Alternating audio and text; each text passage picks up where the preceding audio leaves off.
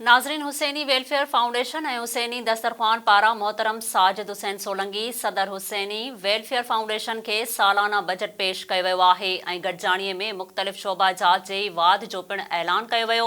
वधीक तफ़सील ॾिसूं था SS न्यूज़ जे रिपोर्टर GM चांडियो जी हिन रिपोर्ट में।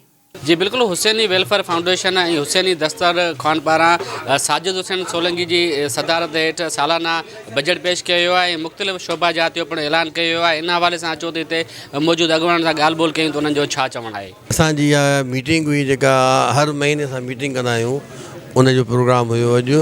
उन सां गॾोगॾु साईं यार मुंहिंजी जेका फेयर में जेका रिटायरमेंट में कयो आहे ऐं असांजो हीउ प्रोग्राम अञा वधाइण जो प्रोग्राम आहे। हॉस्पिटल जेका हींअर असां खोलियूं पिया, इंशाअल्लाह अॻिले हफ़्ते असां हुनजो जेका असां हुसैनी दस्तरखान खे ॾींदासूं ऐं उन में जेका बाक़ी कमी पेशी रहंदी उहा सभु कजी करे उहा हॉस्पिटल जी बि जेका ॿिया जेके प्रोग्राम हलनि पिया, इहे दस्तरखान ते जेके 2 वेला हलनि पिया डेली, ऐं ॿारनि जी पढ़ाई लेबॉर्ट्रियूं जेको ठहनि पियूं उन जूं कंप्यूटर लैब, उहे सभु असांजे प्रोग्राम में आहिनि। इन खां पोइ असां हिन खे ॿियनि जॻह ते बि जेका असां वधाईंदासूं। असांजा जीअं साजिद भाई आहे, अमीर भाई आहे, जेके ॿिया बि असांजा मेंबर आहिनि, इहे जेके 30-35 वेठा आहिनि सभई, इन सभिनी जी दिलो जान सां हिन में जेका महिनत आहे ऐं हिन में कंहिंजो बि कोई बि जेका असां को मफ़ाद न आहे।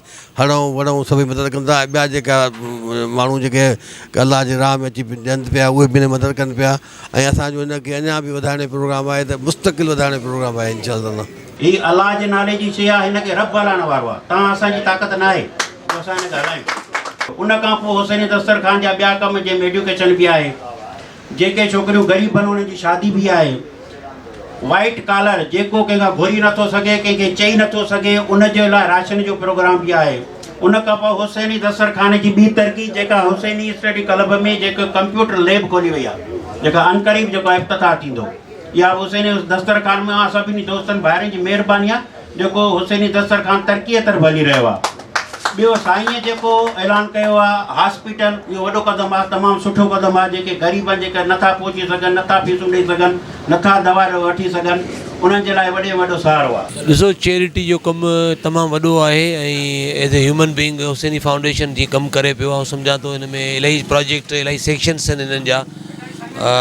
चाइल्ड जो जेके रोडनि ते ॿार आहिनि उन्हनि जो प्रोजेक्ट आहे, प्लस में जेके बुज़ुर्ग आहिनि उन्हनि जो प्रोजेक्ट आहे। माण्हुनि खे रोज़ मानी खाराइनि था।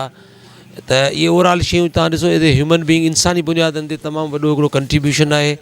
ॾुखियनि माण्हुनि जी मदद करणु, बेयारो जेके सफ़ा यतीम माण्हू उन्हनि जी मदद करणु, बेयारो मददगार माण्हू जेके उन्हनि खे सपोर्ट करणु, इन में आउं सम्झां थो त हीअ अहिड़ा कम वधणु खपनि ऐं जेतिरी बि सपोर्ट थियणु खपे। जेको माण्हू परेशान आहे, सोसाइटी जे प्रेशर में आहे, या बेघर थियल आहे, या यतीम आहे, उनखे जेतिरी सपोर्ट थींदी सरहंदी वारा माण्हू कनि, फाउंडेशन्स कनि, अदारा कनि, इन खां वधीक ॿियो सुठो कमु कोन्हे। जंहिंजी सदारत साईं मोहतरम साजिद हुसैन सोलंकी साहिबु कई ऐं उन्हनि सां असांजे सरपरस्ती आला साईं पीर सलाउद्दीन शाह राजदी साहिबु हिते हुसैनी वेलफेयर फाउंडेशन जे प्लेटफॉर्म तां गिद्दू चौक ते अवामुन नास लाइ फ्री चैरिटेबल हॉस्पिटल जो ऐलान कयो आहे। ऐं इन सां गॾोगॾु साजिद हुसैन सोलंकी साहिब जी सरबराही में कासमाबाद में हिकिड़ो असां फ्री कंप्यूटर लैब जो अनकरीब इफ़्तिताह करण वारा आहियूं, जेको ख़ुशि तौर ते महिमान फराज़ बिल्डर जे ताउन सां थी रहियो आहे। हीअ हुसैनी दस्तरखान जी हुसैनी वेलफेयर फाउंडेशन जी हिकिड़ी वॾी कामयाबी आहे। शहर जे लाइ जेको असीं हीअ जेको हुसैनी वेलफेयर फाउंडेशन पंहिंजो किरदारु अदा करे रही आहे, उन में कुझु क़दम हुसैनी वेलफेयर फाउंडेशन अॻियां वधियो आहे। इंशाअल्लाह पंहिंजे शहर जे लाइ कमु कबो। अल्हम्दुलिल्लाह हुसैनी वेलफेयर फाउंडेशन ने एक और कदम उठाया है अल्हम्दुलिल्लाह। उस हवाले से जो हॉस्पिटल का इनेकाद हो रहा है, उसका इंशाअल्लाह बहुत जल्द जो है वो इफ्तिताह होने वाला है। तो उसके अंदर गरीब और नादार लोग जो कि बेचारे इलाज की सहूलियात से महरूम हैं, वो उनके लिए इलाज की सहूलियात वहाँ मैसर होंगी। अल्लाह पाक इस कार खैर में हुसैनी वेलफेयर फाउंडेशन को और मज़ीद तरक्की और वसअतें अता फरमाए। जज़ाकल्लाह। जी बिल्कुल, इतने मौजूद अगवान जो तव्हां ॻाल्हियूं ॿुधी, उन्हनि जो इहो ई चवणु आहे त हुसैनी दस्तरखान हुसैनी फाउंडेशन तरफ़ां हॉस्पिटल ऐं कंप्यूटर लैब ऐं मुख़्तलिफ़ ॿियनि शोबनि जो बि इफ़्तिताह करण वारा ई आहिनि। हिननि जो चवणु आहे त असांजो जेको फलाह बहबूदी जेको कमु आहे इहो अॻियां जारी रहंदो। कैमरामैन शाहिद सोलंकी सां गॾु GM Chandio, SS news Hyderabad.